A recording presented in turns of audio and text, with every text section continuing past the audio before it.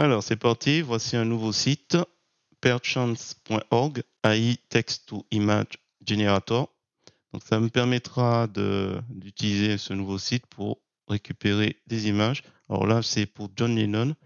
J'aimerais effectivement quelque chose qui s'apparente à une photo qui aurait été prise dans les années 70. Alors, je mets simplement ça et juste le style que je veux et je génère. Donc là, il est bloqué sur 6. Enfin, bloqué. Par défaut, il est sur 6, mais vous pouvez générer plus. Après, vous avez des possibilités. On va voir ça plus tard. Donc, il va me générer normalement 6. Donc, comme on peut le voir, des portraits qui s'apparentent normalement à ce qui aurait pu. Alors, il y a cette image-là qui est pas terrible, celle de gauche. Mais sinon, globalement, ça a l'air plausible dans les générations. Qu'est-ce qu'on peut dire de plus? Et on peut, en passant la souris, avoir le prompt. Alors, on verra tout à l'heure que vous avez la possibilité de copier les prompts dessus. Celui-là, il est vraiment raté. Mais bon, il y en a 5 quand même qui sont pas mal. Une chose intéressante, quand vous cliquez pour ici, sur le cœur, vous pouvez enregistrer sur votre ordi la photo.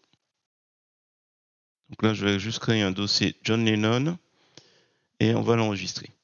Alors, ensuite, je vais prendre celle-là aussi. Alors, on a la possibilité, il y a d'autres possibilités, mais c'est pas ça qui m'intéresse. Envoyer au public et je peux choisir d'autres styles. C'est un peu malaisant. 1990, les années 90, sachant qu'il a été assassiné en 1980. Bon, on va voir, mais c'est juste que c'est plausible. Donc il y a plein de styles. Vous pouvez prendre par exemple Digital Painting.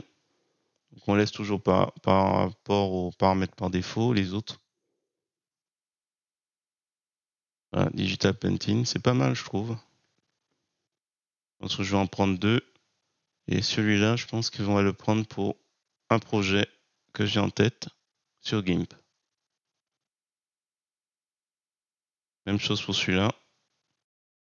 Alors bien sûr, il y a plein de possibilités. Je teste pas le nombre au-delà de 6. Vous avez plein de styles. On est sur portrait, mais il y a paysage, années 60. Enfin bon, voilà. Je vais pas tous les tester, c'est pas l'objet, c'est juste vous faire découvrir un petit peu les possibilités. Tiens, je vais essayer années 60. Alors là, vous avez la possibilité d'ajouter des filtres. Alors tout est en anglais, j'ai pas spécialement. Donc quand vous cliquez, vous sélectionnez par exemple ici, Extreme Close-up. Là, vous pouvez choisir des effets. Donc à vous de voir. Là, je pense pas que je vais utiliser quoi que ce soit, parce qu'on est sur une photo des années 60. Generate. Donc celui-là, c'est plutôt celui de droite qui est plus années 60. Là, on est sur autre chose. Je vais le prendre, je pense, celui-là.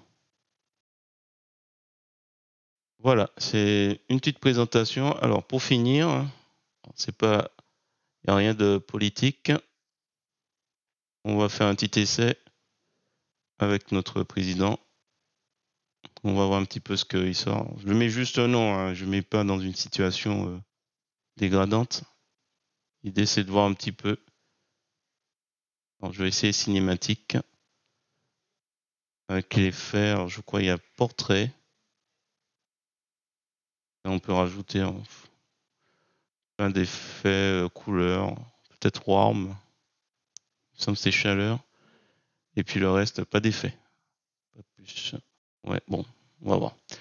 Allez, c'est juste au hasard comme ça, je vois un petit peu ce qu'il va générer. Voilà. Alors, celui de droite est un peu plus, est plus plausible. Celui du milieu aussi. Alors, une dernière chose. Donc, quand vous cliquez sur le i, vous avez le prompt qui a permis, le texte en gros, qui a permis de générer les images dans le détail. Vous pouvez copier. Et puis, on va revenir en arrière. On peut voir les commentaires, mais bon, ça, c'est pas intéressant. Et on peut voir tout ce qui est galerie. On aurait peut-être dû commencer par là. Tout ce qui est possible de générer. Tiens, la grand-mère avec les armes. Voilà, tout ce qui a été généré, et pour chaque image, vous avez le prompt, hein, si vous voulez quelque chose qui s'en approche. Voilà, Trump et Elon Musk, voilà. Donc on peut aller sur plein de choses et je pense que c'est pas limité comme certains autres sites, hein. Donc ça peut être un peu problématique. Juste pour info, les dimensions, c'est 512 par 768, ce que j'ai généré. On voit, donc il faudra certainement passer par un site qui va augmenter comme ClipDrop. Alors, je pense que je vais prendre une des images là, celles qui sont en Digital Painting, et puis on va voir après pour augmenter la taille. Donc ça, ce sera pour un autre projet, on verra. Voilà, j'espère que vous avez apprécié cette petite découverte. Si c'est le cas, je vous remercie de mettre un pouce vers le haut et de me laisser un commentaire. Et sur ce, je vous dis à bientôt pour d'autres tutos.